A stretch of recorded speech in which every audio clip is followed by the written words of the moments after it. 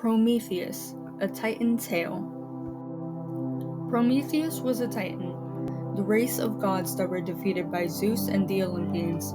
When Zeus defeated his father Kronos and the monster Typhon, he imprisoned most of the Titans but left Prometheus and his brother Epimetheus to roam free upon the earth. Prometheus was always planning and thinking of the future, while Epimetheus was always dwelling on the past and never looked ahead to the next day. Instead of living a life of luxury among the Olympians, Prometheus and his brother wandered on the earth with mankind. They were saddened as they saw mankind living in the cold and the dark, like beasts, miserable and wretched in their holes and caves. Thinking of the future of man, Prometheus asked Zeus if he would give man the warmth and the light of fire. The king of the Olympians refused, as he feared that with fire, mankind would grow to rival the Olympians for power. Prometheus traveled to where the sun rose and used a reed to take fire back to man. Mankind moved out of their caves and were freed from the dangers of the dark. They were happy and thankful and cooked their food, no longer eating like beasts. They learned to sow and reap crops and how to tame animals. Prometheus taught them many things like building with stones and shaping tools with metals. Zeus was angry that Prometheus had betrayed him and given the secret of fire to mankind. He and the other Olympians used their powers to create the woman Pandora, whose name means gifts from all. Zeus gave the beautiful woman a golden box, which he told her was filled with a wondrous treasure. He then sent her to become the wife of Epimetheus. Before she went, Athena, goddess of wisdom, warned her about opening the golden box. Pandora was eventually overcome with curiosity over what was in the box.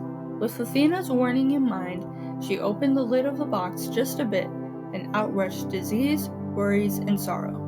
These spread out and entered into all men, ending their joy. Pandora was able to shut the lid quickly and shut in foreboding, which would have caused mankind to lose all hope from the moment they were born. Zeus then punished Prometheus by chaining him to a mountainside in the Caucasus, where a great eagle came to eat his liver every day. Since he was immortal, it grew back every night. So he had to suffer day after day, hanging exposed to the storm winds and hailstones of the high mountains. But he did not complain because he knew what he did was right. The other gods pitied him. Birds would bring him messages. Sea nymphs came to sing for him, and men cried out against Zeus for imprisoning their friend. After the evils from Pandora's box spread among mankind, they became wicked.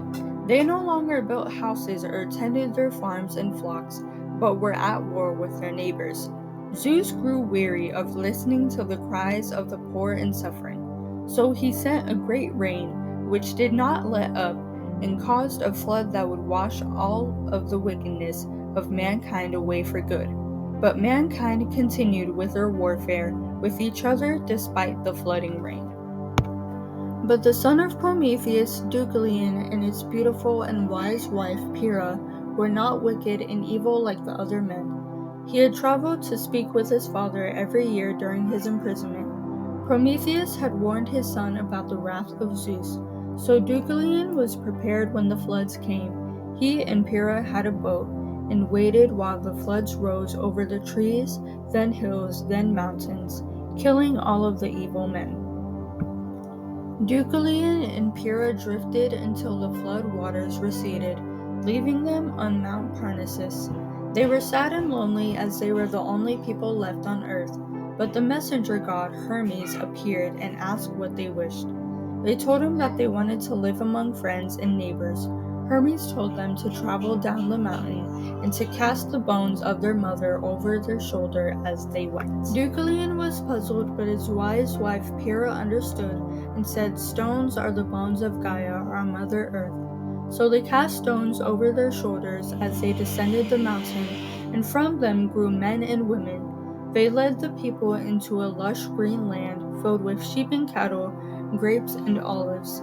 Deucalion became king and ruled with his beautiful and wise wife Pyrrha. They named the land Hellas after their son Helen, and the people would be known as Hellenes.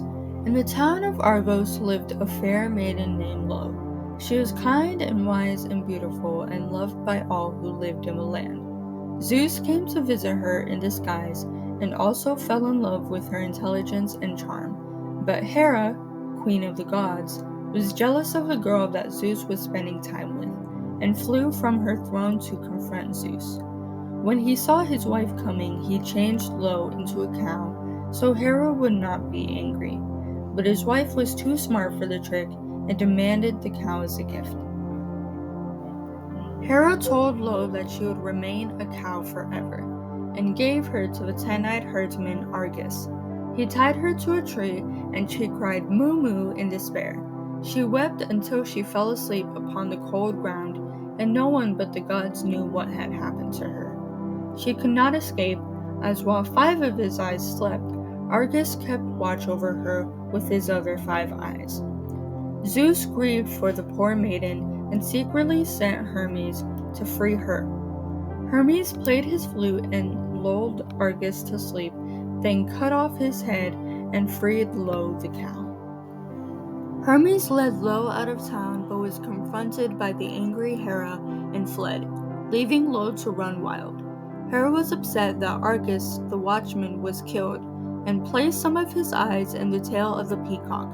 She then sent a gadfly to buzz and sting Lo the cow. She fled from the gadfly, which followed her across many lands. She swam across the Bosphorus into a strange land, but the gadfly still followed her. She fled until she at last laid where Prometheus was chained on the mountain. Lo could only move like a cow, but she thought that her suffering was nothing compared to that of Prometheus. He spoke to her, saying, "I know who you are. Have patience and do not lose hope. Journey south and west. There you will find a place to rest. You shall be the mother of heroes, and one of them will set me free." Lo was filled with hope and was not so bothered by the gadfly, and she traveled to the banks of the Nile River and laid down for a rest. Zeus saw her, and while Hera was distracted, he quickly flew to the Nile. He killed the gadfly and restored Lo to her human form, and before she awoke or Hera found out, he returned to his throne on Olympus. The Egyptians were kind to the poor girl, and the king was smitten with her wisdom and beauty. She became a queen and lived in the wonderful marble palace on the banks of the fertile Nile. Among her descendants was born a great hero who freed Prometheus, Heracles.